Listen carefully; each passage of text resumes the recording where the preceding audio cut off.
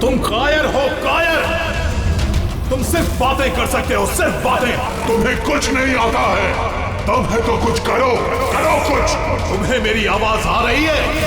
अगर मेरी आवाज आ रही है तो जैसा मैंने कहा है तुम्हें करना होगा। मार दो उसे।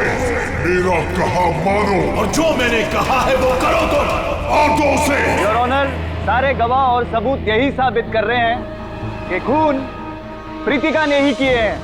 नहीं, जज साहब, ये सब झूठ है। झूठ तो आप बोल रही हैं प्रीतिका जी, खून आप ही ने किए हैं।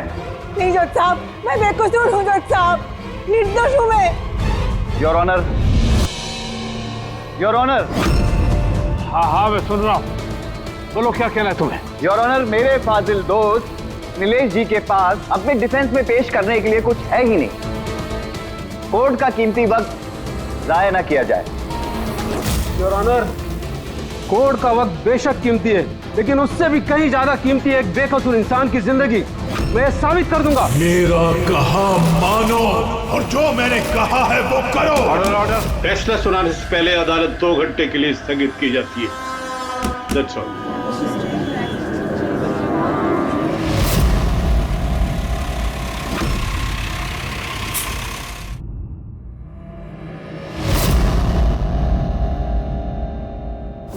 श्रीकांत, तुम्हें उसे मारना होगा।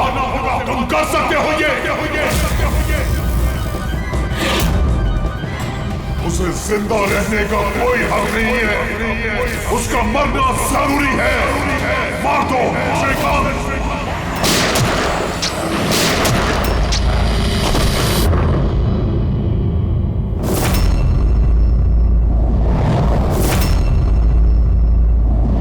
इन लोगों का कहना है कि प्रीतिका यहाँ पर थी जब जज श्रीकांत यहाँ पर आए और उन्होंने उस पर गोली चलाई।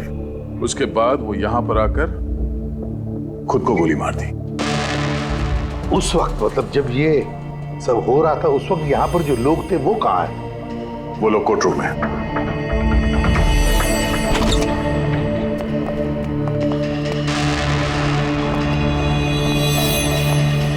जरा डिटेल में बताइए क्या हुआ यहाँ पर। सर, एक केस की सुनवाई चल रही थी। जज श्रीकांत जी की हालत कुछ ठीक नहीं लग रही थी। उन्होंने 2 घंटे का रिसेशन लिया और अचानक चेंबर में आए और उन्होंने अपने आप को और प्रीतिका को गोली मार दी। लेकिन वो गन तो रखते ही नहीं थे। उनके पास गन कहाँ से आई? ये तो हमें भी नहीं पता सर कि गन आई कहाँ से, लेकिन गन उनके पास थी जरूर सर। तो गन का इंतजाम पहले से कर रखा था। लगता है जज साहब ने पूरी प्लानिंग की थी कृतिका का खून करने की। लगता तो ऐसे ही है।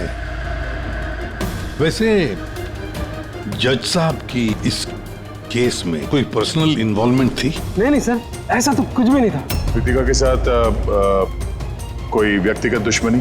जज साहब तो बहुत ही सुलझे हुए इंसान थे सर। केस के हर एक पहलू पर बहुत ही बारीकी से गौर करते थे सर।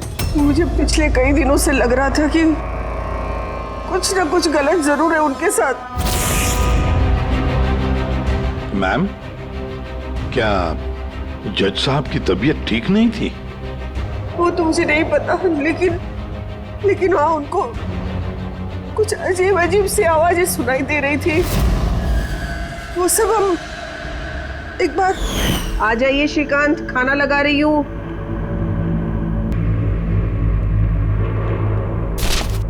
इन पड़ोसियों की जुबान पे लगा भी नहीं, जब देखो अनाप शनाप बकते रहते हैं। अरे क्या हुआ श्रीकांत, इतना क्यों चिढ़ रहे हो? पहले जाके इन पड़ोसियों का मुंह बंद करो, नहीं सुननी मुझे उनकी बकवास। कैसी बातें कर रहे हो श्रीकांत? पड़ोसी के बेचारे पिछले 1 महीने से लंदन गए हुए और उनकी आवाज यहाँ तक कैसे आ सकती है? कुछ भी बात कर रहे हो आप श्रीकांत। कौशल, पता नहीं श्रीकांत को क्या हो गया है, कुछ अजीब सा बिहेव कर रहे हैं। और पता है तुम्हें, उसे पड़ोसियों की आवाज सुनाई दे रही है, जबकि वो घर बंद है, वहां पे कोई नहीं है। किसे बता रही हो सब? किसे बता रही हो? और तुम क्या समझती हो? तुमसे झूठ बोल रहा हूं मैं? पूरा बात ऐसे, नाटक बंद करो।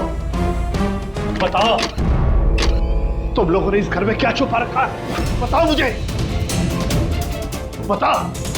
मैं सब जानता हूं, सब जानता हूं मैं। तुम मुझे पागल बनाने की कोशिश कर रही हो ना?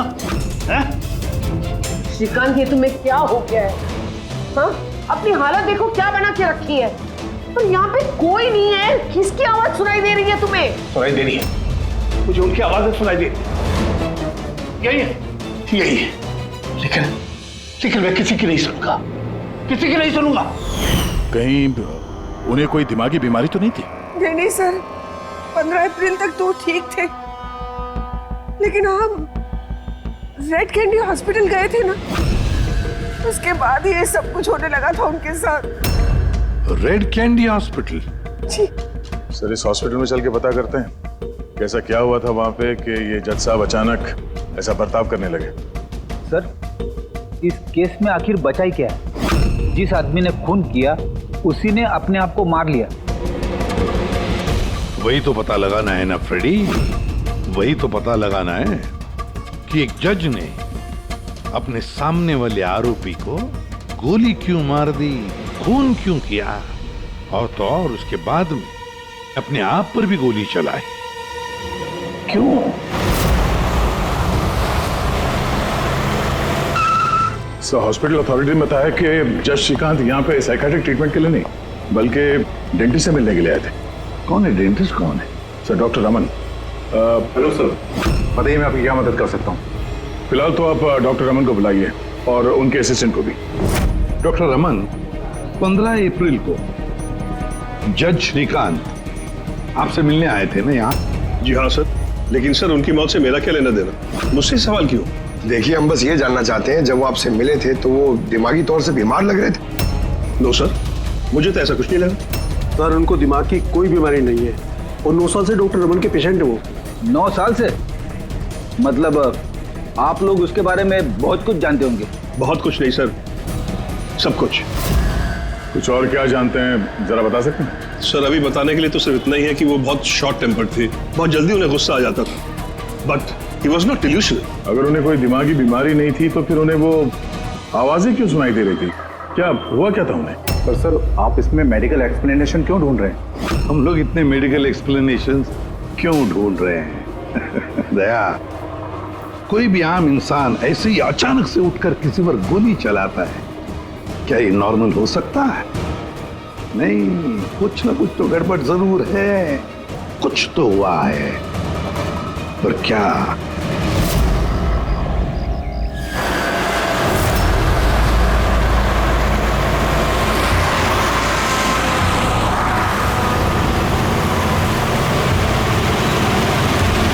वीरेन, तुम बेकार की चिंता करते हो। धनंजय की सिक्योरिटी टीम हमारे साथ है, हम सुरक्षित पहुंच जाएंगे।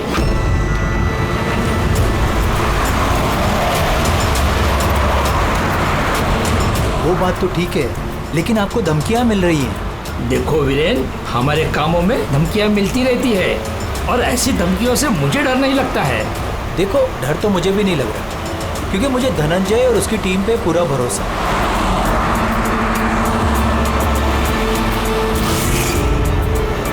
सर, हमने हॉल के 500 मीटर तक लोगों के जाने पर रोक लगा दी है और हर जगह सीसीटीवी से निगरानी की जा रही है।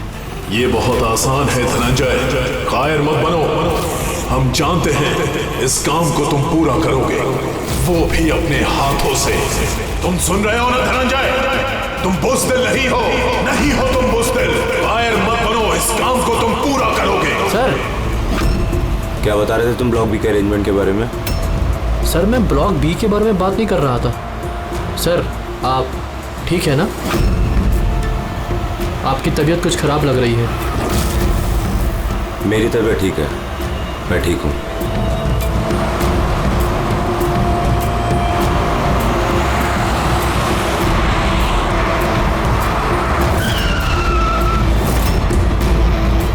धनंजय, तुम्हें उसे मारना होगा। खत्म कर दो उसे। मार दो धनंजय, मार दो। गाड़ी रोको।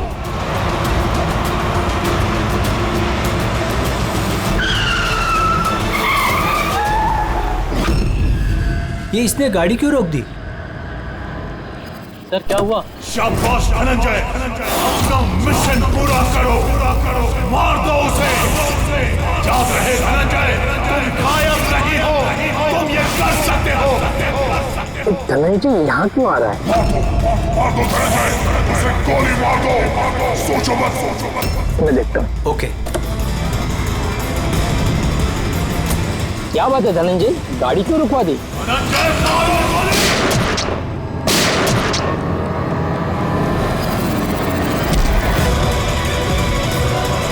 ओह माय गॉड!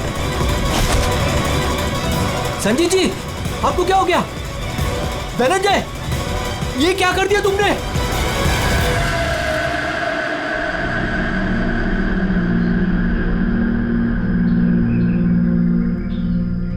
नेताजी के सिक्योरिटी का इंचार्ज वही था? जी सर, धनंजय जी वही इंचार्ज थे। कमाल है सर, जिसे बॉडीगार्ड रखा है उसी ने मार दिया। नेताजी को मारने की कोई खास वजह? सर ये तो धनंजय जी ही बता पाएंगे। वैसे एक बात बता, गोली अंदर मारी या बाहर से? सर बाहर से मारी, कार के। धनंजय, धनंजय, सदमे में लगता है सर। तुम लोग क्या कर रहे थे? सर नेताजी की चिल्ड्रन फाउंडेशन की मीटिंग थी, वहाँ जा रहे थे। हमारी गाड़ी आगे थी और नेताजी की कार पीछे, और मैं धनंजय जी से नेताजी की सिक्योरिटी के बारे में बात कर रहा था, पर ये मेरी बातों में ध्यान नहीं दे रहे थे और कुछ खोए खोए से लग रहे थे सर। इनके चेहरे में एक अजीब सी बेचैनी थी। मैंने उनसे पूछा कि क्या हुआ, तो कुछ बहकी सी बातें करने लगे। सर जब श्रीकांत के साथ भी तो ऐसे ही हुआ था।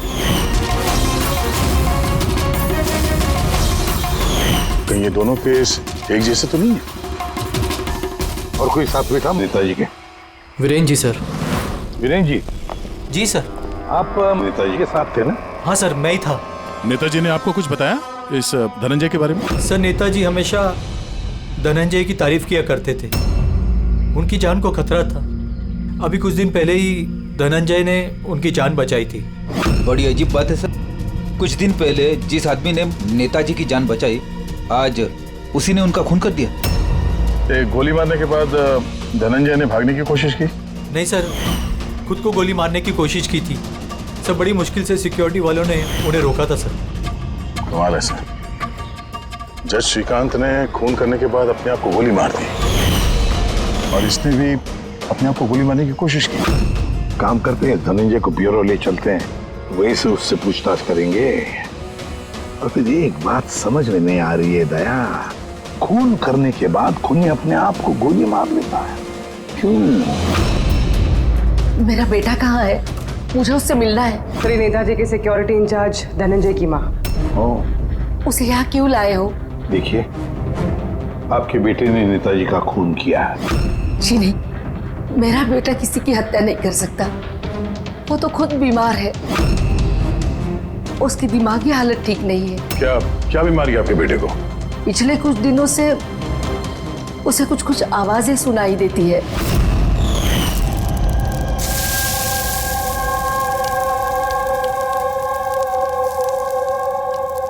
धनंजय, क्या बात है बेटा? बड़े परेशान लग रहे हो। ऑफिस में कोई प्रॉब्लम है क्या? कोई टेंशन?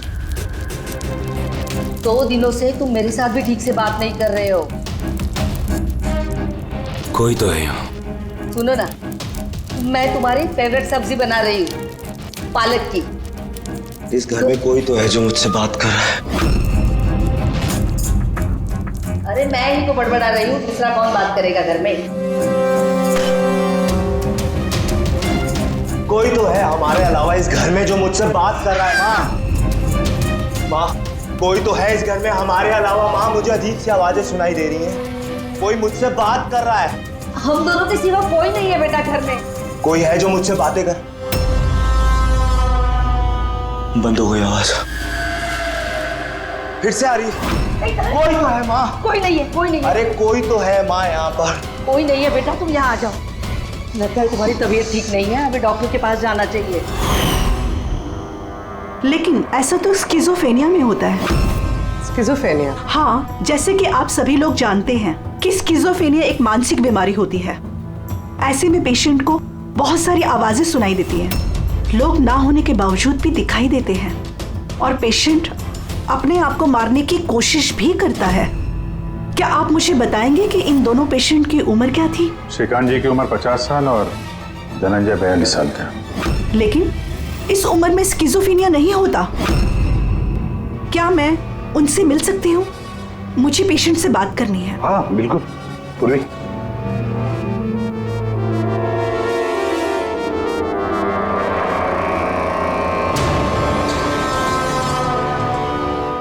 धनंजय, तुमने संजीत को क्यों मारा? मैं कुछ पूछ रही हूँ। धनंजय, तुमने संजीत को क्यों मारा? मुझे कुछ आवाजें सुनाई दे रही थी जो मुझे उकसा रही थी। कह रही थी कि मैं बुज़दिल हूँ, कायर हूँ, मैं किसी का खून नहीं कर सकता। और उस आवाज ने मुझे इतना उकसाया कि मैंने खून कर दिया।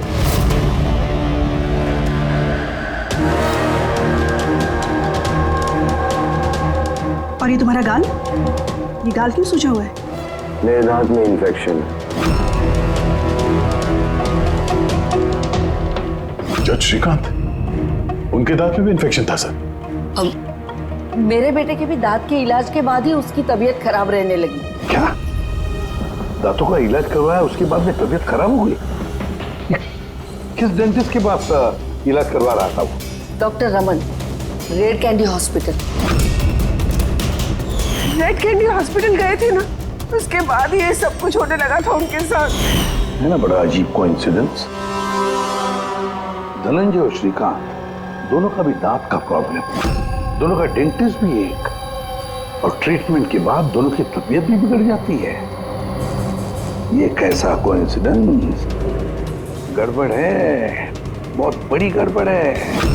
इस धनंजय और जज श्रीकांत के दांतों का एक्सरे निकलवाओ, पता तो चले सारा चक्कर है क्या।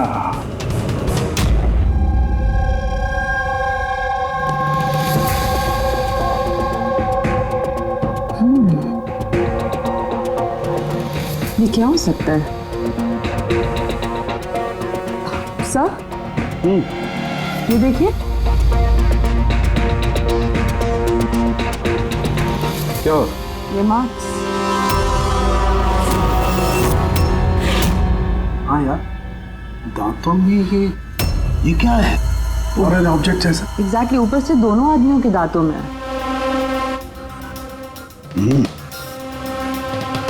दोनों आदमियों के दांतों में कुछ फॉरेन बॉडी जैसा कुछ। क्या हो सकता? तारिका, एक काम करो, एसीपी साहब को फोन कर दो, उन्हें बोल दो कि केस की जड़ मिल गई है।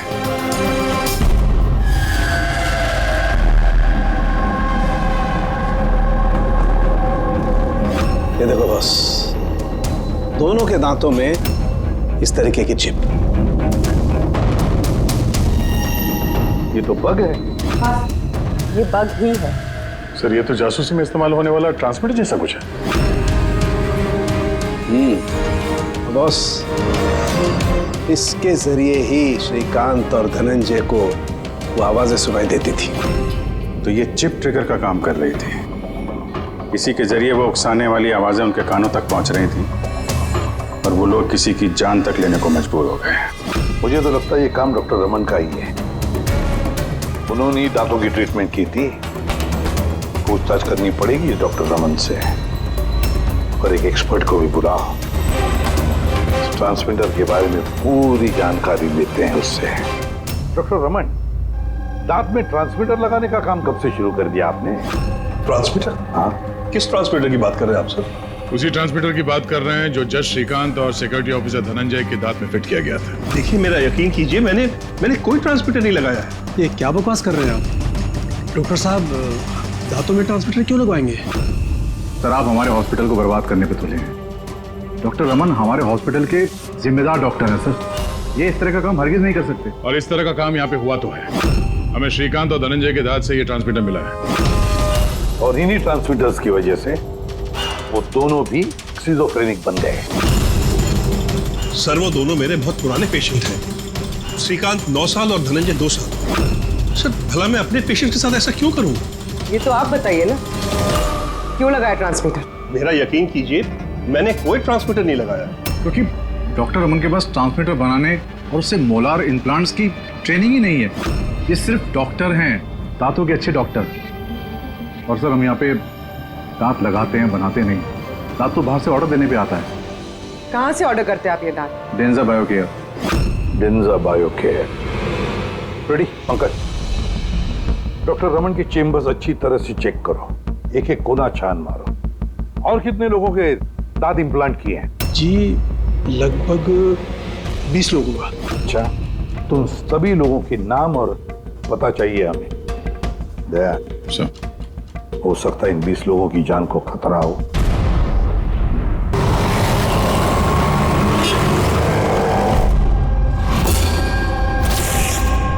कुछ समझ में आ रहा है? हाँ सर, कुछ कुछ समझ में आ रहा है। यही कि ये ट्रांसमीटर जितना छोटा है उतना ही पावरफुल है। कितनी रेंज है इसकी? सर इसकी रेंज यही कोई 15 से 20 मीटर है।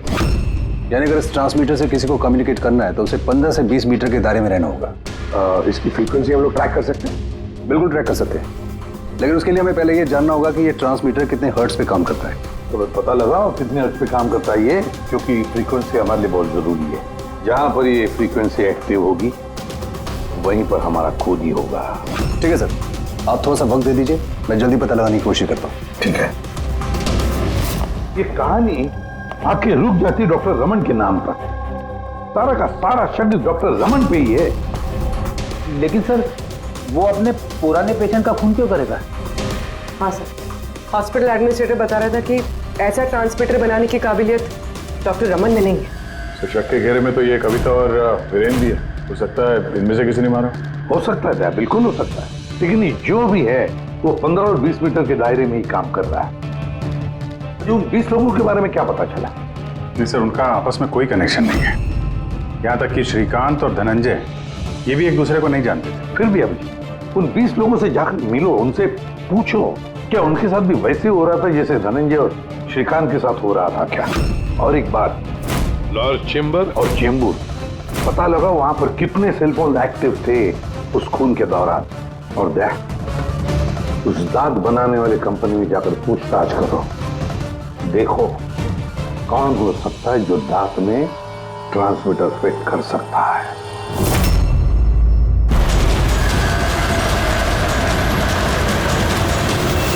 विनय आपका ही नाम है? जी हाँ, मेरा ही नाम है। सॉरी मैंने आपको पहचाना नहीं। हम सीआईडी से। सर मुझसे कोई गलती हुई क्या? नहीं, अब गलती नहीं हुई। एक्चुअली एक केस के सिलसिले में हम कुछ पूछताछ करने आए। आपके दांतों में कुछ प्रॉब्लम थी ना? हाँ, ये इलाज कहाँ कराया था आपने? रेड किडी हॉस्पिटल। इलाज के बाद से कोई कुछ तकलीफ हुई है? I mean, कुछ अजीब अजीब आवाजें सुनाई देती हों, या जैसे कोई ऑर्डर दे रहा है कुछ करने के लिए? नहीं, ऐसा तो कुछ नहीं हुआ, लेकिन एक दो बार दर्द हुआ था। वो तो नॉर्मल है, दांत लगवाएंगे तो थोड़ा बहुत दर्द तो होगा ही। ठीक है, अगर ऐसी कोई तकलीफ हो तो फौरन हमें बताइएगा। और हाँ, किसी अनजान आदमी के बहकावे में नहीं आना है, और किसी के बुलाने पे किसी अनजान जगह नहीं जाना है। ओके जी, ध्यान रखिएगा। जी सर। डॉक्टर रमन बहुत अच्छे हैं। दांत लगाने के बाद से मुझे जरा सी भी तकलीफ नहीं है। आपको कोई आवाजें सुनाई दे रही? क्या मतलब है इसका? नहीं, जिन जिन लोगों को भी डॉक्टर रमन ने दांत लगाए हैं उनमें से कुछ लोगों को अजीब सी आवाजें सुनाई दे रही हैं। मेरे साथ तो ऐसा कुछ भी नहीं हुआ है। अच्छा, अगर ऐसा कुछ भी हो आपके साथ तो आप हमें प्लीज इन्फॉर्म करिएगा। या श्योर। आप लोग यहाँ पे दांत बनाते हो या मिनिएचर ट्रांसमीटर? क्या मतलब सर? मतलब ये कि यहाँ पे दांतों में ट्रांसमीटर फिट किए जाते हैं। खून करने की साजिश रची जाती है यहाँ पे। नहीं सर, आप लोगों को गलतफहमी हो गई है। हम इस तरह के इलीगल काम नहीं करते हैं। इलीगल काम हुआ है यहाँ पे। ये देखिए, रेड कैंडी हॉस्पिटल में आप लोगों ने दांत भेजे थे ना? जी हाँ मैडम। उसके अंदर ट्रांसमीटर फिट किए गए थे। जज श्रीकांत और सिक्योरिटी ऑफिसर धनंजय, उनके दांत यहीं पे बने थे ना? एक मिनट सर, मैं चेक करता हूँ।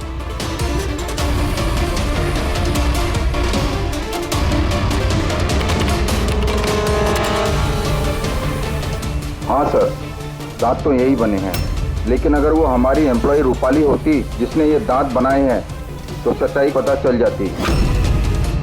कहाँ है आपकी वो एम्प्लॉय रूपाली? वो तो कल रात गुजर गई। कैसे गुजर गई? उसे अस्थमा अटैक हुआ था, लेकिन हैरानी की बात तो ये है कि उसे कभी अस्थमा था ही नहीं। जी हाँ सर। उसके घर का एड्रेस देना सर। दांत कब लगवाया आपने? सर 2 महीने हो गए। कोई प्रॉब्लम हुई आपको? नहीं, कोई प्रॉब्लम नहीं सर, जब से दांत लगाया सब ठीक है सर। कुछ आवाजें सुनाई दे रही हो अजीब अजीब सी? नहीं सर, पर हुआ क्या सर? देखिए, रेड कैंडी हॉस्पिटल में जितने लोगों ने भी ट्रीटमेंट कराया उन्हें कुछ प्रॉब्लम्स हो रही हैं और उनमें से 2 जन की तो मौत भी हो चुकी है। सर मैं मरना नहीं चाहता सर। नहीं, आप घबराइए मत, ऐसा कुछ नहीं है। आपको कभी भी ऐसी कोई प्रॉब्लम हो कि कुछ अजीब अजीब सी आवाजें सुनाई दे रही हो, या फिर कोई ऐसा आदमी दिख रहा हो जो है नहीं, मतलब दूसरे बोल रहे हैं कि किससे बात कर रहे हो, तो अगर ऐसा कभी हो तो फौरन हमें कांटेक्ट करिएगा। और कितने लोग बचे पंकज? सर चेक करने के लिए और 5 लोग बचे हैं सर। 5 को भी जल्दी से जल्दी चेक करना होगा। क्या पता उस हत्यारे का अगला निशाना इन्हीं में से कोई हो। हाँ सर।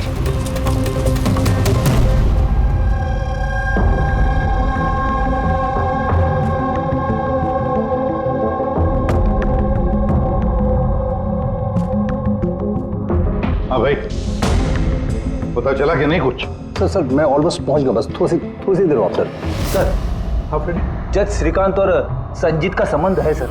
अच्छा, कैसा संबंध है? सर ये केस फाइल देखिए। 2009 में एक डॉक्टर रिसर्च कर रहे थे, लेकिन उसकी ग्रांट नेताजी संजीत ने कैंसिल कर दी। और इस डॉक्टर का प्रैक्टिस करने का लाइसेंस कैंसिल किया नेताजी संजीत ने, और उसे सजा सुनवाई जज श्रीकांत ने। नाम है डॉक्टर ललित। सर ये डॉक्टर ललित है कौन? पता लगाना पड़ेगा ये डॉक्टर ललित है कौन और किस बात पर रिसर्च कर रहा था। तो आपकी बेटी ने टूथ इम्प्लांट करवाया था? हाँ, अभी 2 दिन पहले ही कराया था इम्प्लांट रेड कैंडी हॉस्पिटल से। सर जिस दिन से टूथ इम्प्लांट करवाया है अजीब अजीब बातें करती है और बहुत डरी हुई भी है। मॉम, क्या हुआ, कुछ चाहिए? कोई आया क्या घर में? कोई भी तो नहीं। नहीं मॉम, कोई तो है घर में। मैं हूँ, तुम हो, और पापा तो हांगकांग में है, और कोई आएगा तो बेल बजाएगा ना। बेल भी तो नहीं बजी है। पता नहीं मॉम क्या हो रहा है, जब से सोकर उठी हूँ ऐसा लग रहा है कि घर में कोई है और मेरे बारे में अजीब अजीब सी बातें कर रहे हैं मुझसे। समझ में नहीं आ रहा है। मेरी तबीयत तो ठीक है। कोई सपना देखा क्या? नहीं मॉम, कोई सपना नहीं देखा। लगता है मेरे कान बज रहे हैं। मॉम प्लीज एक काम करो, मुझे एक कप चाय दे दो मेरे रूम में, मेरा सर घूम रहा है। तो अभी जिया कहाँ है? उसे मैंने साइकियाट्रिस्ट के पास भेजा है, बैंड्रा। देखिए आप उस साइकियाट्रिस्ट का एड्रेस दीजिए, हमारा अभी उससे मिलना बहुत जरूरी है। नंबर ले लो। जिया, आज तुम्हें वो काम खत्म करना है। तुम्हें उसे किसी भी हालत में मारना है। जिंदा मत छोड़ना उसे, मार दो उसे। आज उसका अंत होना ही चाहिए।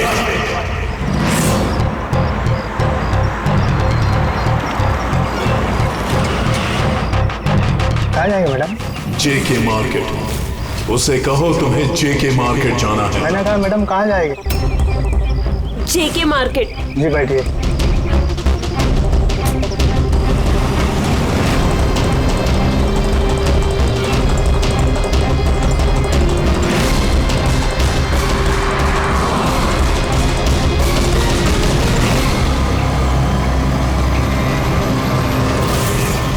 तुम डरपोक हो तुम, कुछ नहीं कर सकती तुम, 1 नंबर की डरपोक हो। चुप, मैं डरपोक नहीं हूँ और मैं किसी को नहीं मार सकती। मैडम आपने मुझसे कुछ कहा? हाँ, अब नहीं, मैंने कुछ नहीं कहा। नहीं, कुछ नहीं कहा मैंने। मैं कहाँ बात कर रही हूँ?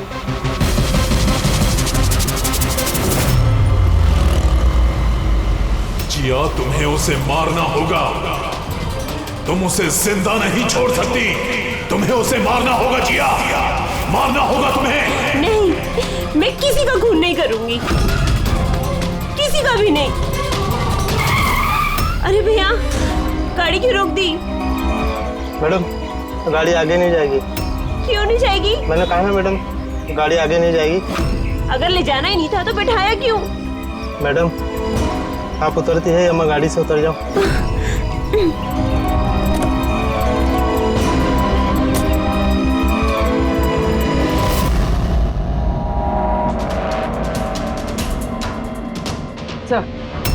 सर वॉचमैन और पड़ोसी बता रहे थे कि रूपाली यहाँ 3 महीने पहले ही शिफ्ट हुई थी और अकेली रहती। फिर चेक करते हैं अच्छी तरह से।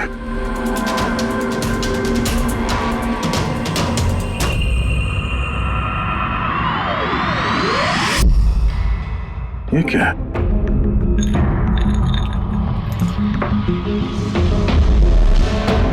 इतने सारे एयर ट्रांसमिटर्स।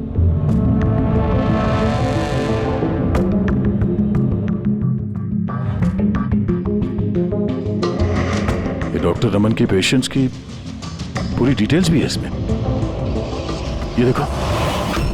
सर ये जिया तो वही है जिसके बारे में अभिजीत सर ने हमें बताया था। सर ये रूपाली, ये कहीं किसी की कठपुतली तो नहीं थे?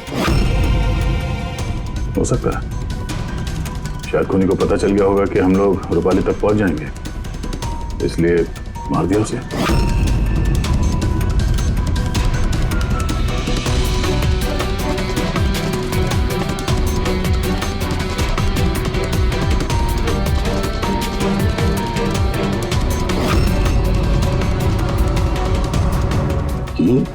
ये नेताजी, संजीत, वीरेन और जिया, इन तीनों के चेहरे पे रेड सर्कल।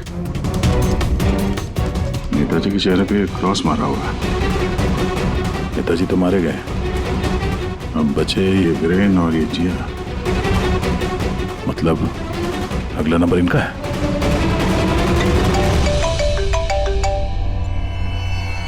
आप जी, ये जिया साइकेट्रिस्ट से मिलने के लिए गई थी लेकिन वहां पहुंची ही नहीं है। अच्छा, हमें यहाँ रूपाली के घर में एक तस्वीर मिली है जिसमें नेताजी, संजीत, वीरेन और जिया है।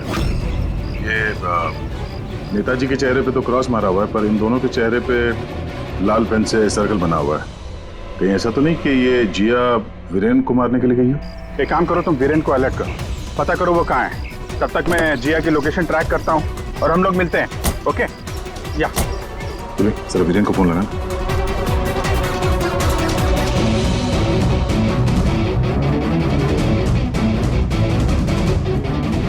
सर वीरेन का फोन तो बंद है। सर मिल गया। हाँ सर, ये ट्रांसमीटर 1.8 मेगाहर्ट्ज से 2 मेगाहर्ट्ज के बीच में काम करता है।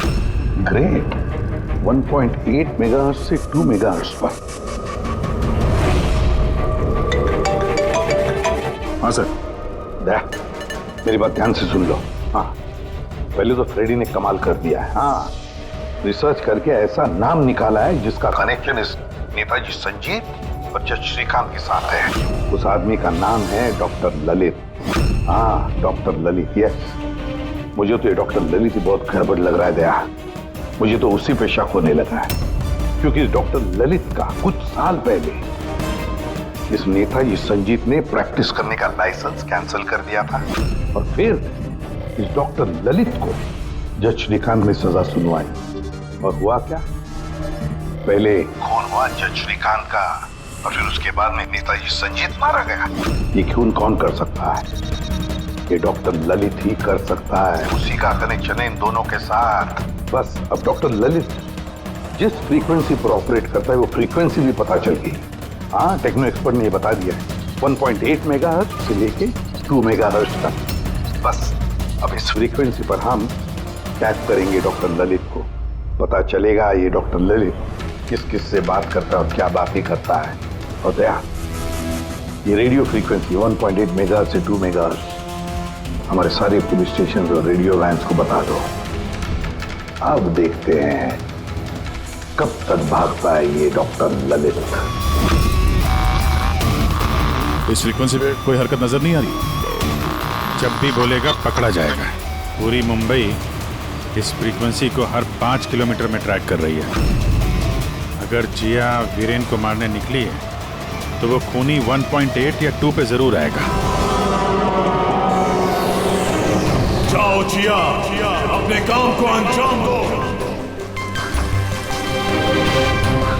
ये कौन हो सकता है जो संजीत के खूनी के बारे में मुझे बताने के लिए यहाँ बुलाया है। जिया, उसे मारना होगा तुम्हें। उसे जिंदा रहने का कोई हक नहीं है। ज्यादा सोचो मत, मार दो जिया, उसे मार दो। उसे जिंदा रहने का कोई हक नहीं है। उसकी तरफ देखो, पहचानो उसे, वो तुम्हारे सामने है। Kill him। उसे जिंदा रहने का कोई हक नहीं। उसी की आवाज है, फ्रीक्वेंसी लोकेट करो। देखो, अपनी बैग से गन निकालो।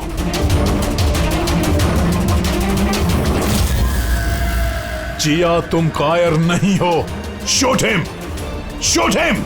लोकेशन क्या बता रहा है? सर, जेडी मार्केट मरोल दिखा रहा है।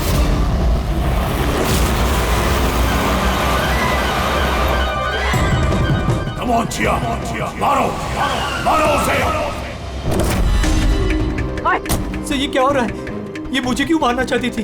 किसी ने मुझे फोन करके बुलाया कि संजीत की खूनी के बारे में बताने वाली थी। घबराइए नहीं, ये सब एक प्लान था। आप अभी सेफ है, आप जा सकते हैं। Okay sir, thank you.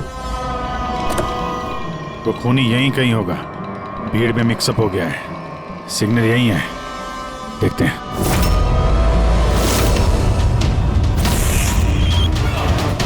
Hello, Abhijit बोल रहा हूँ।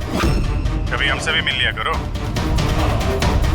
अरे इधर उधर क्या देख रहा है? तेरे पीछे हूँ। डॉक्टर ललित,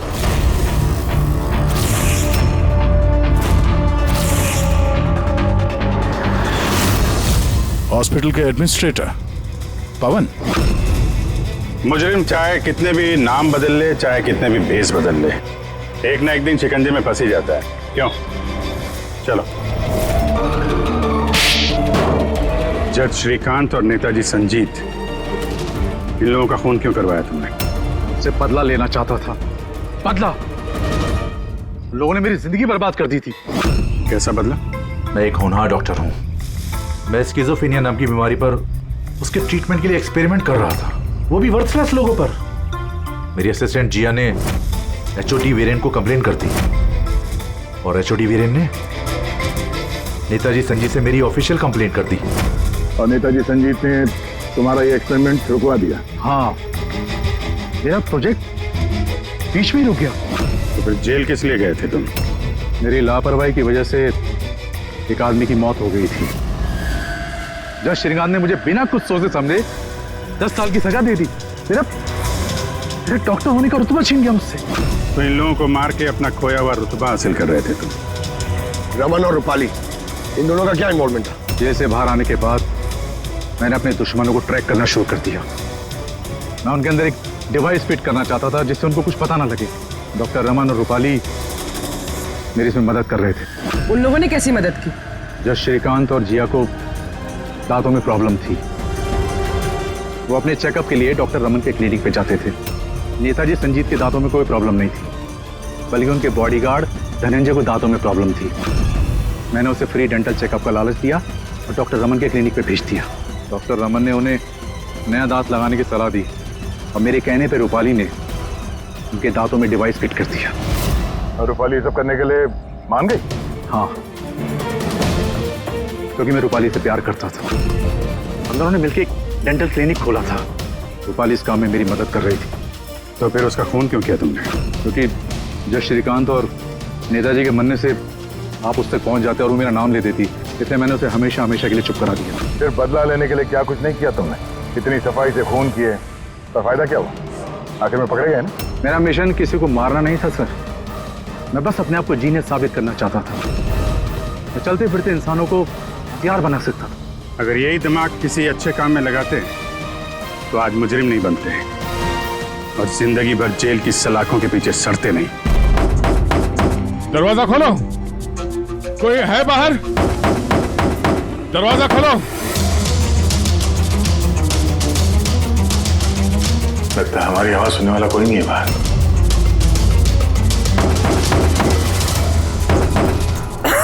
सर, अगर यहाँ से बाहर नहीं निकले तो इस सुशांत की बॉडी सड़ने लगेगी। हाँ, और अगर इस सुशांत की बॉडी सड़ गई तो खून ही बच जाएगा, सारे सुराग मिट जाएंगे।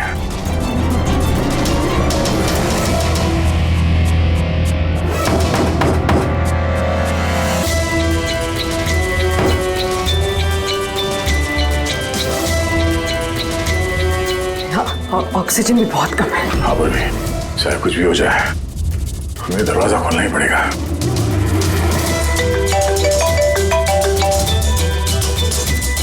हाँ सर। सुनो, वो चिप नहीं मिली अभी तक। हम पूरी कोशिश कर रहे हैं। सर अंदर यहाँ इस कमरे में ऑक्सीजन लेवल बहुत कम है सर। अगर जल्दी से ये दरवाजा खोला नहीं गया तो। घबराना मत, अब तुम्हें जल्द से जल्द बाहर निकाल लेंगे। उर्वी, हौसला रखना। धीरे धीरे सांस लो,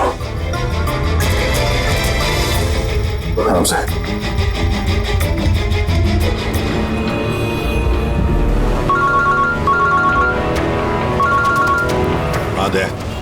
सर आपका खबरी आ गया? नहीं, इतना टाइम हुआ, इतनी कॉफी पी ली है कि मेरी रात की नींद हराम होने वाली है। मैं अब तक आया ही नहीं, और पता नहीं अब आएगा भी या नहीं। देखता हूँ थोड़ी देर और। हाँ, ओके। हाँ, कॉफी अच्छी है ना? बहुत अच्छी है साहब। पक्का? पक्का।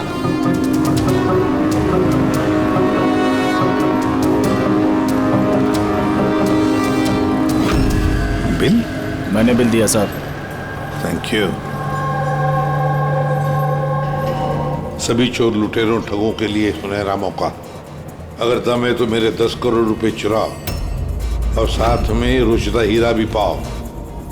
ना ये कोई जाल है और ना ये कोई पुलिस की चाल। आओ खाली हाथ और जाओ माला माल। सेबस्टून हॉल सुबह 8 बजे। रमैया आने वाला है? पक्का साहब, वो जरूर आएगा।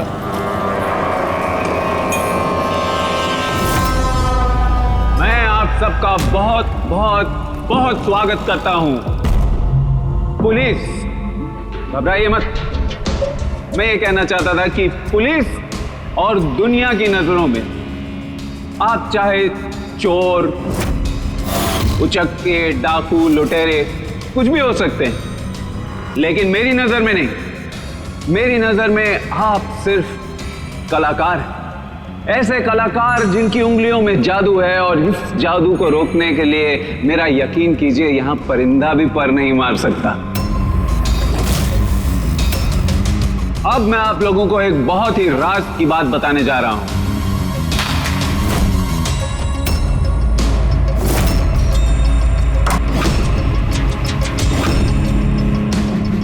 अच्छा, इससे पहले तुम ये तो बता दो कि तुम हो कौन? मेरा नाम आरके है, एक बिजनेसमैन हूं, और जो शानदार ऑफर मैंने आप सबके लिए रखा है वो तो आप लोगों ने पढ़ ही लिया होगा। लेकिन बिजनेसमैन तो हमेशा अपना मुनाफा देखते हैं, तुम पे यकीन कैसे करें? मुझ पे यकीन कर लो मेरे भाई, इसमें कोई साजिश नहीं है। मैं खुद यही चाहता हूं कि तुम लोग मेरा पैसा चोरी करके ले जाओ। अब जो मैं आप लोगों को बताने जा रहा हूं उसे बहुत ध्यान से सुनिए, लेकिन सुनने से पहले एक नजर यहां दे ली।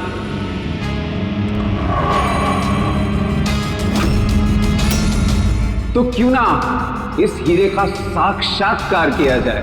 लेकिन उससे पहले मैं बुलाना चाहूंगा अरविंद जी और सुमन जी को। जोरदार तालियां इनके लिए। ये सुमन ज्वेलर्स के ओनर हैं और मैं तहे दिल से इनका शुक्रिया अदा करना चाहता हूं जो इन्होंने मुझे ये हीरा अपने इस फंक्शन में यूज करने की परमिशन दी। देख रहे हैं आप ये नायाब हीरा? मैं जानता हूं ये बहुत कीमती है, और आप लोगों के लिए इसकी कीमत क्या है ये मैं अच्छी तरह से समझता हूं। हम तो रम्या को पकड़ने आए थे, तो ये सारा चक्कर कुछ और ही है। सर ये तो रोसिटा हीरा है, अरबों में कीमत है इसकी। आखिर ये आदमी अपने आप को लुटवाना क्यों चाहता है, एक ही जगह पे इतने सारे मुजरिमों को इकट्ठा करके? तो आइए देखते हैं कौन यहां से माला माल होकर जाता है। लेकिन पुलिस का तो लफड़ा नहीं होगा? वही कुछ समझ में नहीं आ रहा है। तू हम सबको चूरन तो नहीं दे रहा है? हाँ? मैं आजकल क्या कोई किसी को कटिंग चाय तक नहीं पिलाता, और तू यहाँ पैसा बांट रहा है? हाँ? मैं भी चाय नहीं पिला रहा हूँ। कोई साजिश नहीं है, कोई कैमरा नहीं है, कोई सिक्योरिटी नहीं है, कोई पुलिस नहीं है। सिर्फ भरोसा। यानी कि बस वो सेफ खोलने की देरी है, उसके बाद हम करोड़पति। बिल्कुल। तो चलिए चलते हैं सब सेफ रूम में। पर एक बात जान लीजिए, एक समय पर सिर्फ 10 लोग जा सकते हैं। अरे बाकी हम लोग के लिए कुछ बचेगा कि नहीं? तो 10 लोग जा रहे, सबके सब लूट लेंगे। चिंता मत करो मेरे भाई, सबका नंबर आएगा। फिलहाल जो 10 लोग मेरे साथ जाने वाले वो हैं तुम। हाँ तुम सर, आप। हाँ मैडम, तुम। चलिए।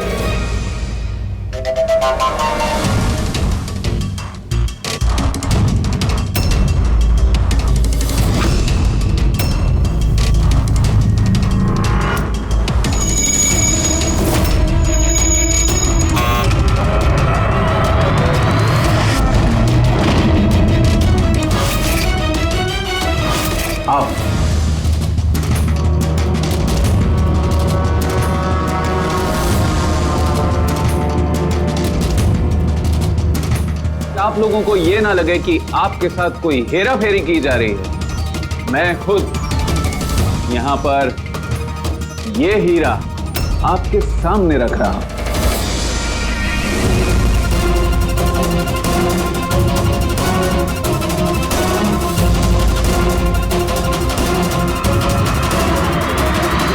और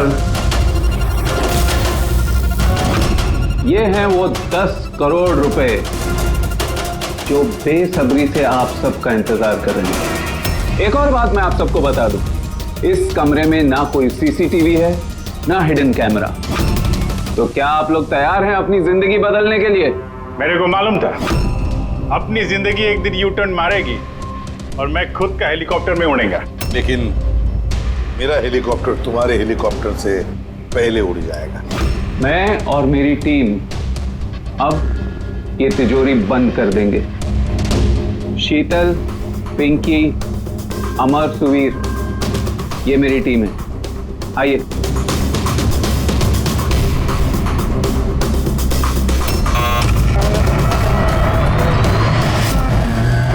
आप लोगों के पास अब अगले 24 घंटे इस काम को अंजाम देने के लिए। अंदर कोई कैमरा नहीं है। ये जो 2 गार्ड्स भी बाहर हैं, ये आपको रोकेंगे टोकेंगे नहीं। ये यहाँ पर सिर्फ इसलिए हैं ताकि आप लोग आपस में ना झगड़े। मगर तुम ये सब क्यों कर रहे हो? इससे तुम्हें क्या फायदा? Very good question. फायदा, बहुत बड़ा फायदा होगा। मैं इसके जरिए ये साबित करना चाहता हूं कि मैंने इस दुनिया का सबसे सुरक्षित सेफ बनाया। मेरी तरफ से आप सबको ऑल द बेस्ट।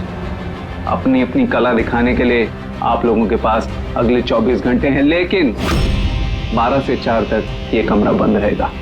बाकी समय आपका।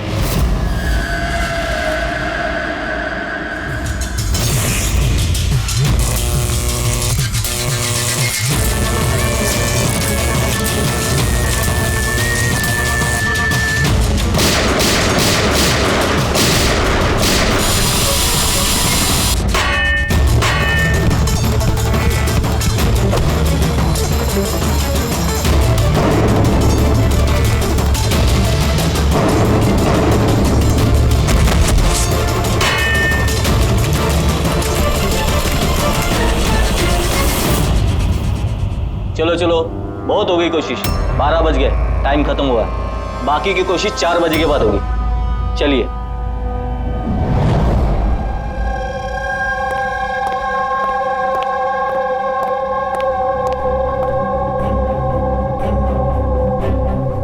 सारे के सारे चोर उचक्के वहां पहुंच गए, मगर वो नहीं पहुंचा जिसका हमें इंतजार था। और रमैया, सर मेरी समझ में तो ये नहीं आ रहा है कि ये आरके इतना रिस्क क्यों ले रहा है। ये सिर्फ पब्लिसिटी करने के लिए कोई इतना सारा पैसा दांव पे कैसे लगा सकता है? हाँ सर, अगर 1 करोड़ की ऐड कर देता टीवी या अखबारों में तो बहुत बड़ी पब्लिसिटी हो जाती। ये सचमुच किसी ने तिजोरी खोल ली तो? नहीं फ्रेडी, ये पब्लिसिटी के लिए नहीं हो रहा है। पब्लिसिटी की आड़ में ये कुछ बड़ी खिचड़ी पका रहा है आरके। इसकी कुंडली निकाली क्या? हाँ सर, मैंने उसके बारे में पता किया।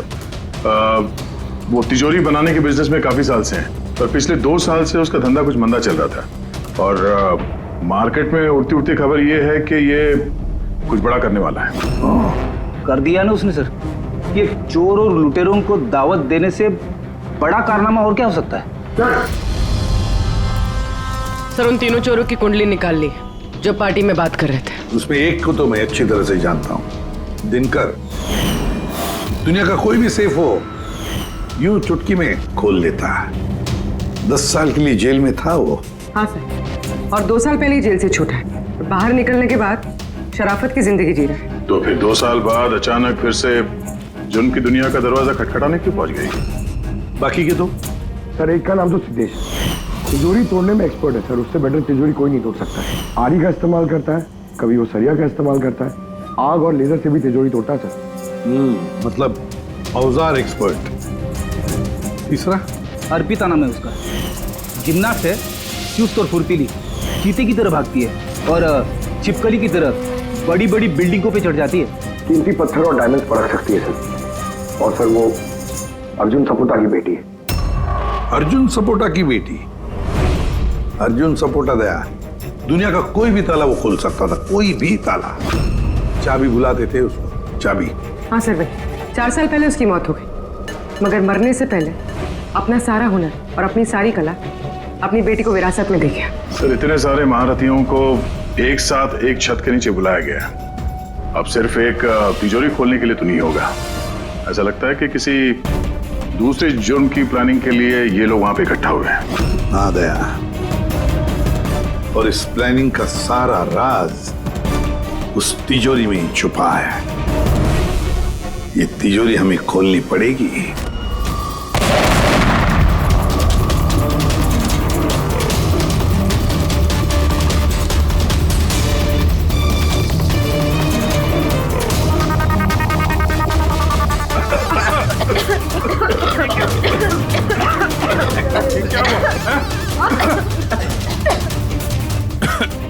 ये दरवाजा तो थोड़ा खुला हुआ है। खुल गया?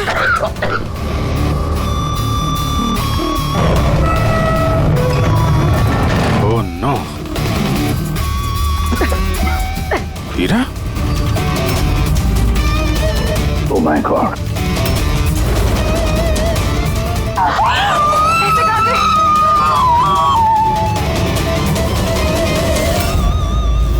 सर ये तो अरविंद है, उस हीरे का मालिक। Please no more. आप हटो, हटो हटो, पुलिस को बुलाना होगा। प्लीज हाथ मत लगाइए, हाथ मत लगाइए। सीआईडी से आप हटिए। चल पीछे, कोई हिलेगा नहीं। यही खड़े रहो, कोई कहीं नहीं जाएगा।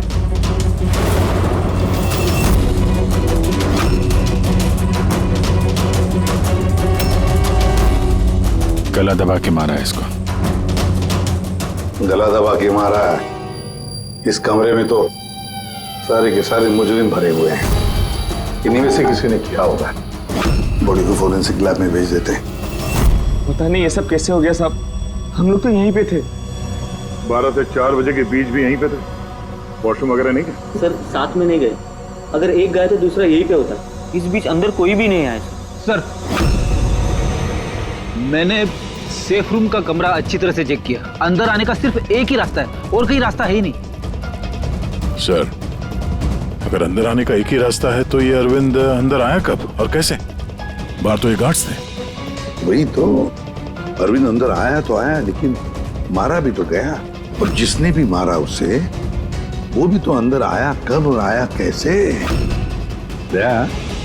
यहाँ पर ये जितने भी लोग जमा हुए हैं ना, ये चोर लुटेरे, इन सब एक एक की कुंडली उतार लेते हैं, फिर देखते हैं खूनी कौन है इनमें से। ऐसे नहीं हो सकता।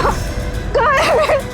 अभी मुझे छोड़ के नहीं जा सकते। एक मिनट मैडम प्लीज, यहाँ पे इन्वेस्टिगेशन चल रहा है, प्लीज।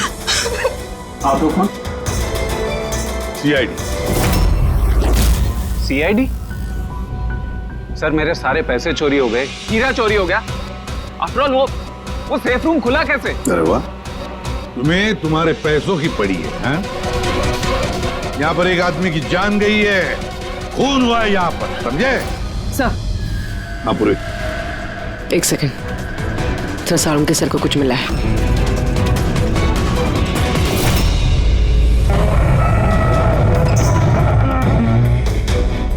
बॉस, ये तिजोरी बारूद के धमाके से नहीं खोली है। इसका ताला और बाकी के मैकेनिज्म अभी भी सही सलामत है। तो धमाका नकली था। नकली कैसे? इतनी तेज आवाज आई थी, हम लोगों ने धुआं देखा था। ये सब क्या? वो सारा का सारा एक ड्रामा। थोड़ा सा बारूद इकट्ठा करके धमाका किया गया और बाकी चीजों के लिए पायरोटेक्निक का इस्तेमाल किया गया, जैसा फिल्मों में स्पेशल इफेक्ट के लिए किया जाता है। अगर ये धमाका नकली था तो ये सेफ खुला कैसे?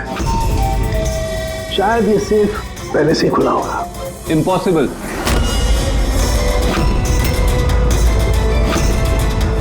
ये दरवाजा मेरे अलावा कोई खोल ही नहीं सकता, क्योंकि इसकी चाबी मेरे पास है, मेरे हाथ के अंदर। ये देखिए, यहां पर चिप फिट है।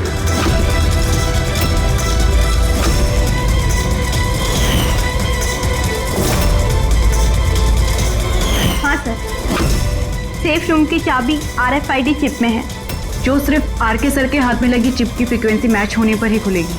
अगर ये सेफ तुमने नहीं खोला, फिर किसने खोला? रात के 12 और 4 बजे के बीच में कहाँ थे तुम? सर हम लोग होटल सीमा में थे, इसी की सक्सेस पार्टी के लिए। तो होटल सीमा में CCTV कैमरे तो लगे ही होंगे। डेफिनेटली सर, होना ही चाहिए। एक मिनट सर, मैं आपको बता सकता हूँ कि ये पैसे किसने चुराए होंगे। अमर, जल्दी मेरे केबिन में आओ। अमर, फुटेज दिखाओ। जी सर। ये देखिए सर, 12 से 4 बजे की सेफ रूम की CCTV फुटेज। सेफ रूम का फुटेज? तुम तो कह रहे थे कि उस कमरे में कोई कैमरा नहीं। सर अब चोरों को कौन सच बोलता है? और कौन कौन जानता है इस खुफिया कैमरे के बारे में? सर सिर्फ मैं और मेरे 4 असिस्टेंट्स। गार्ड को भी नहीं पता? जी नहीं सर। तो फास्ट फॉरवर्ड करो। जी सर।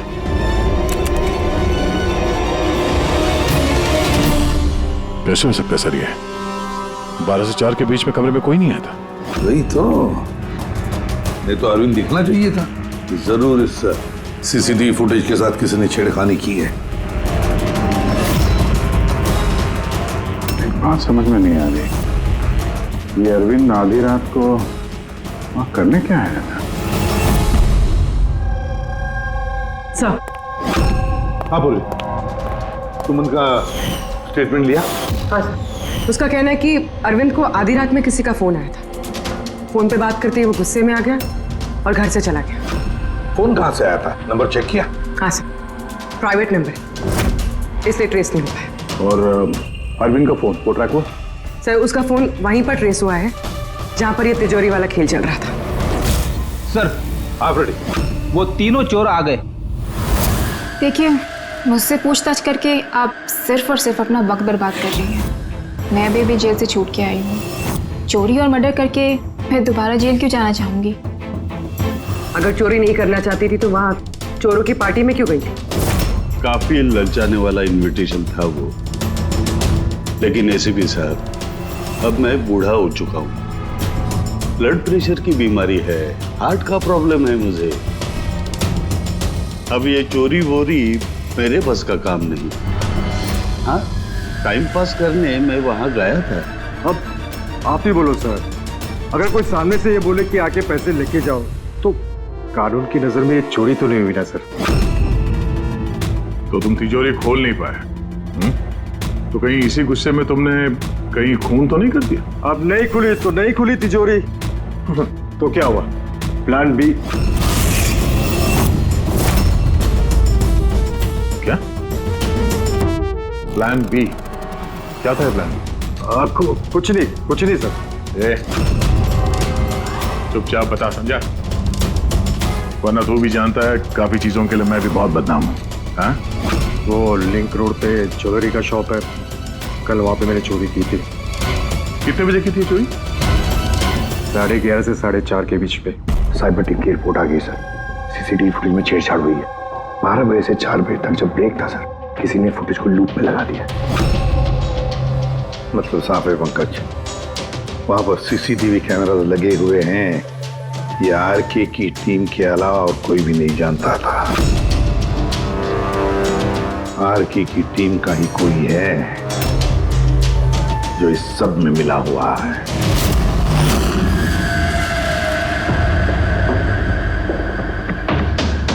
ये क्या कह रहे हैं आप?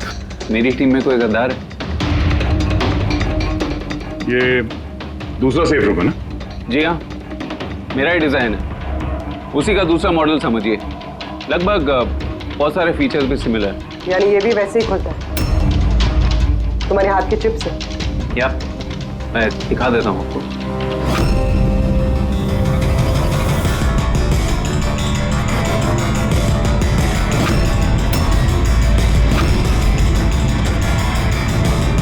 ये खुल क्यों नहीं रहा है? What's the problem, Sheetal? Check करो, ये खुल क्यों नहीं रहा है?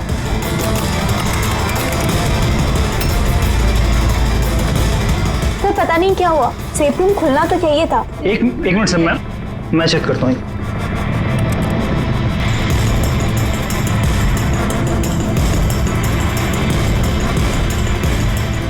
ओ नो, क्या हुआ? सर किसने लॉक का कोड चेंज कर दिया?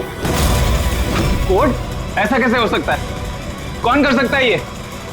एक मिनट कोड बदल दिया मतलब? किसी ने सर का कोड चेंज कर दिया है। अब ये सेफ रूम सर के चिप से भी नहीं खुल पाएगा। क्या? तो फिर कैसे खुलेगा ये? आरके, आप कह रहे थे कि ये दोनों सेफ रूम जो आपने बनाए ये ओरिजिनल है, ये वाली और वो दूसरी वाली भी? जी हाँ। तो फिर हो सकता है तो दूसरी वाली जो सेफ रूम है वो भी शायद इसी चिप से खोली गई हो। यानी उस सेफ रूम को खोलने के लिए मुजरिम को आरके की जरूरत नहीं पड़ी होगी।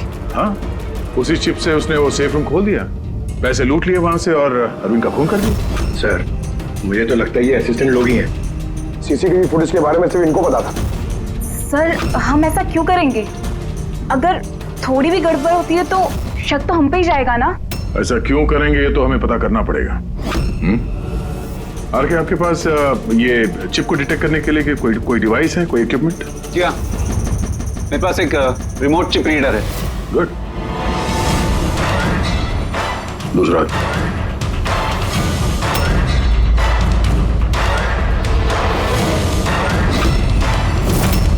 डन।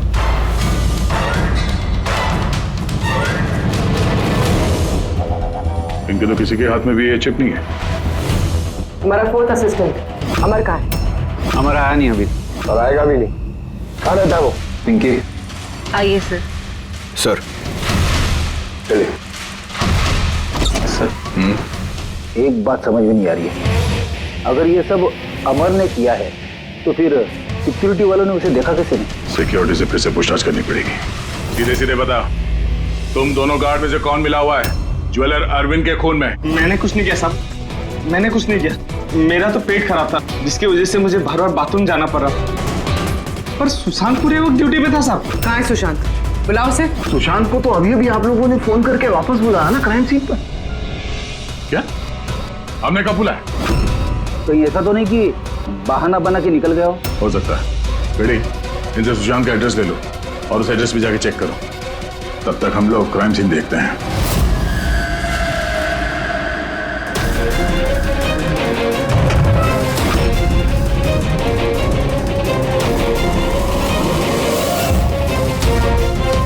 सर क्या हुआ? ओह नो, सुशांत भी मारा गया। पेट पे गोली लगी, लगता नहीं इसने खूनी को देखा भी होगा। सवाल यह है कि सुशांत सेफ रूम के अंदर क्या करने आया था? तो देखो यहाँ आसपास।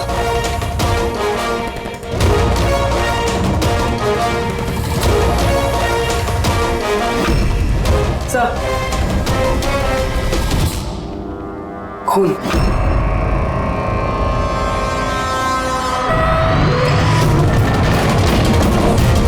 दरवाजा कैसे बंद हो गया?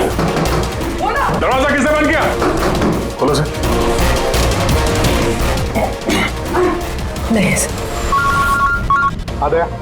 हाँ सर, वो हम लोग तहकीकात करते समय सेफ रूम के अंदर आ गए तो बाहर से किसी ने दरवाजा बंद किया। हम लोग अंदर फंसे हुए हैं। क्या? दोनों अंदर फंसे हो? हाँ सर, और सुशांत की लाश भी यहाँ सेफ रूम में है। माय गॉड, ये कैसे किया? अच्छा घबराओ मत, कुछ नहीं होगा, हम लोग अभी आते हैं। ओके हाँ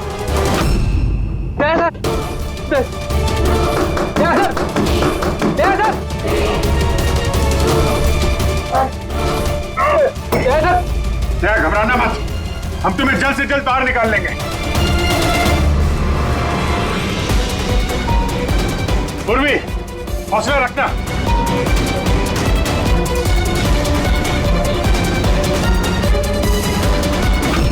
सर मैं आरके से बात करता हूँ, उसकी सेफ है, शायद वो कुछ मदद कर सके। करो, जल्दी करो। मैं भी दिनकर को फोन करके बुला लेता हूँ।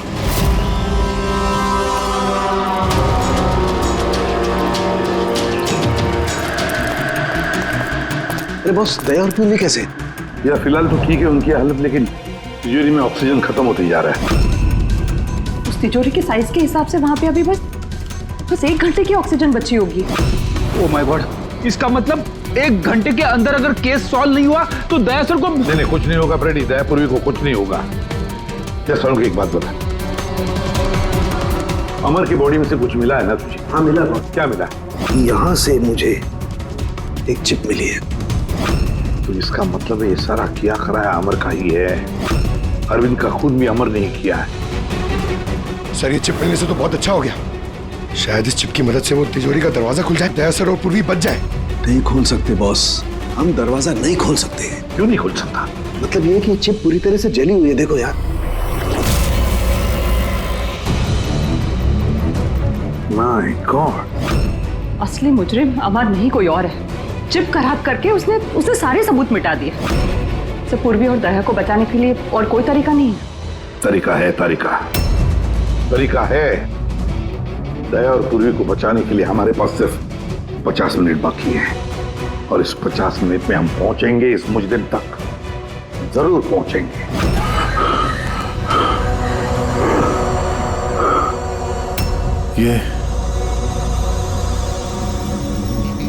ये खून का निशान सिर्फ यहाँ कैसे? ओ वाह, खून का निशान यहाँ।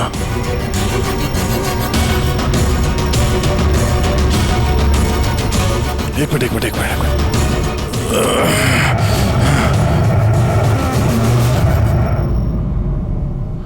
खुफिया दरवाजा, सेफ रूम के अंदर खुफिया दरवाजा। इसका मतलब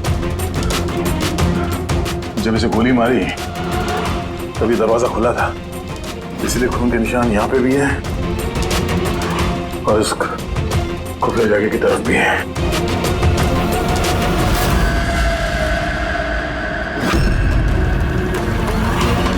इतने सारे पैसे और ये हीरा, मतलब ये खून पैसे के लिए नहीं हुआ। फिलहाल तो ऐसे ही लग रहा है।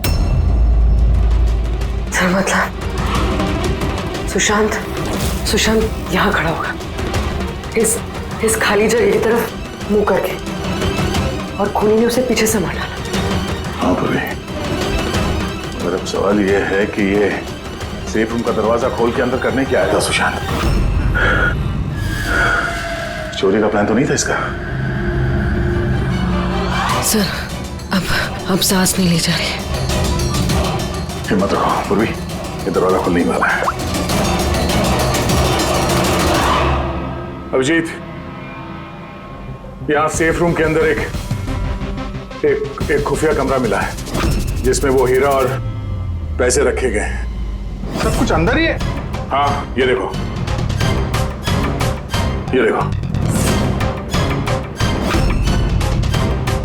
ये तो अच्छी खासी जगह है, यहाँ तो कोई भी छिप सकता है। हाँ। अरे यार दया प्लीज, एक काम करो, तुम बैठ जाओ वहां पे, हम लोग बहुत जल्दी ये दरवाजा खोलने वाले हैं। जल्दी करो, सांस लेने में बहुत तकलीफ हो रही है। और पूर्वी कैसी है? उसे भी सांस लेने में दिक्कत हो रही है। यार दिनकर, क्या कर रहा है तू? अब तक खुला क्यों नहीं दरवाजा? मैं कोशिश तो कर रहा हूँ। चल कोशिश करते रहे, जल्दी। सर इसी जगह पे, यहीं पे ये अमर छुप के बैठ गया होगा सर। तो अरविंद अंदर गया, तब सुशांत उसे तिजोरी तक लेकर गया और वहां अमर ने उसे मारा। हाँ सर, वो खूनी यही चाहता था कि हमें ये लगे कि ये खून इस हीरे और पैसे की वजह से हुए हैं, पर ऐसा नहीं है सर। मतलब अरविंद को मारने के पीछे कोई पर्सनल रीजन है?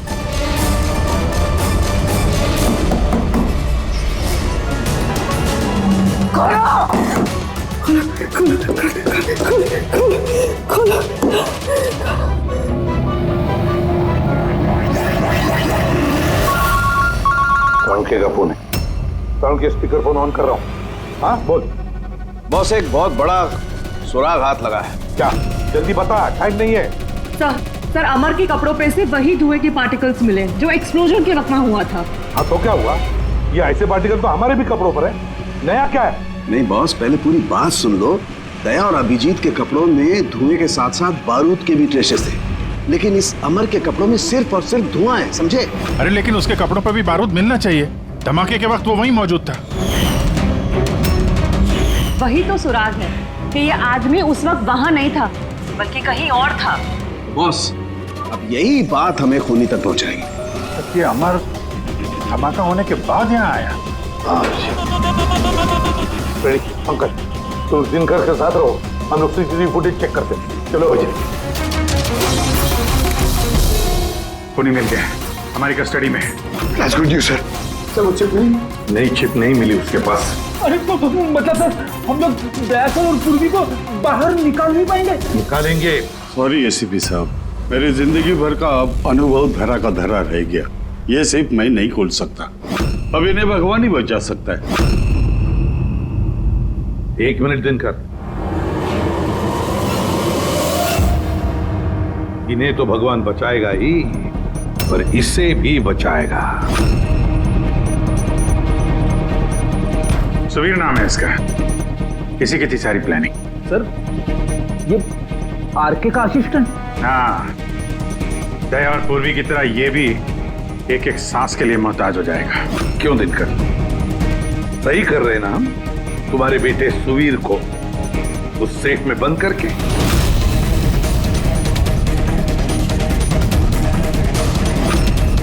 ये गलत है, कानून के खिलाफ है। अच्छा, जब तुम्हारे बेटे की जान पर बनी आई तो वो कानून के खिलाफ, और तुमने जो किया वो कानून के खिलाफ नहीं। सुवीर इनका बेटा? हाँ सुवीर, दिनकर का बेटा सुवीर। मगर तुमने देखा है ना दिनकर की वो मुड़ी हुई उंगली, ये वो ये दरवाजा खोलने की कोशिश कर रहा था। सुवीर की भी उंगली दिनकर की तरह ही मुड़ी हुई है।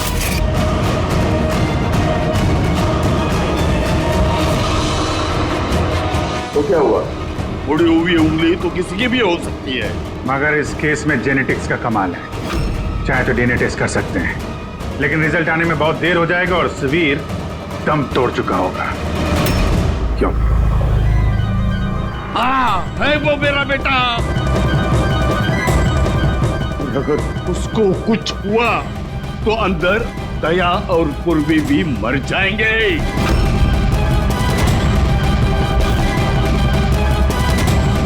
ये है वो असली चिप, लेकिन अब मिलेगी नहीं।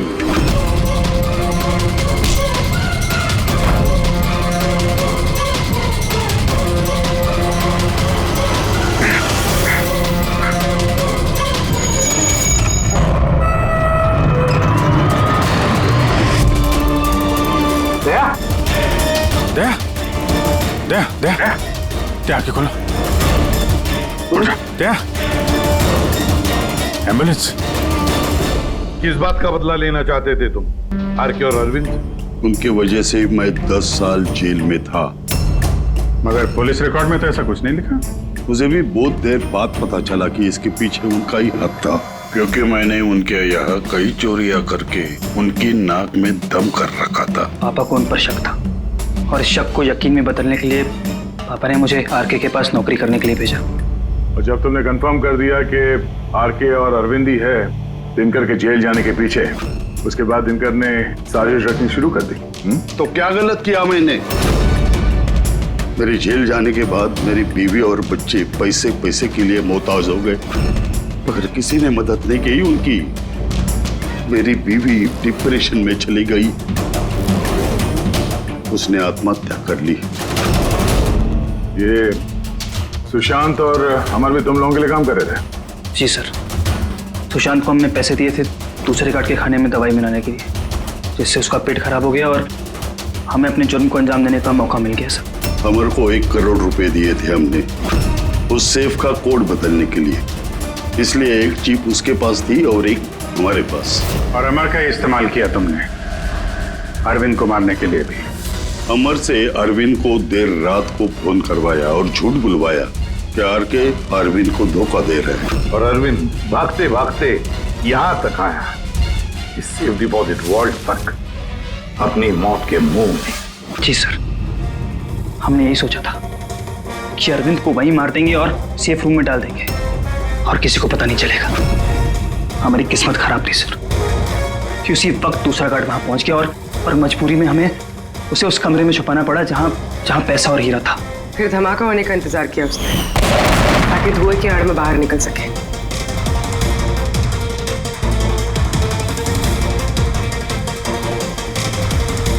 मगर अमर और सुशांत को क्यों मारा? क्योंकि वो दोनों कुछ ज्यादा ही लालची हो गए थे। अमर ने मरने से पहले बताया कि सुशांत अकेला ही तिजोरी साफ करना चाहता था, सब पैसे अकेले लूटना चाहता था, इसलिए यहाँ सही वक्त पर आकर हमने उसे मार डाला। लेकिन तुम दोनों सीआईडी वाले गलत वक्त पे आके यहाँ पे फंस गए। तुम्हें लगा कि हम लोग असलियत तक पहुंच जाएंगे और तुम सबका आंडा फोड़ देंगे, इसलिए हमें सेफ रूम में लॉक कर दिया और सोचा अंदर ही दम तोड़ देंगे हम लोग। हाँ?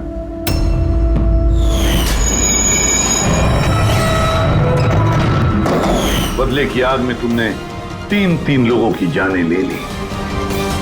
कानून तुम्हें कभी माफ नहीं करेगा, फांसी होगी तुम्हें, फांसी। सीआईडी के और भी मजेदार और सस्पेंस से जुड़े एपिसोड्स को देखने के लिए हमारे चैनल को सब्सक्राइब करें और बेल आइकॉन दबाना ना भूलें।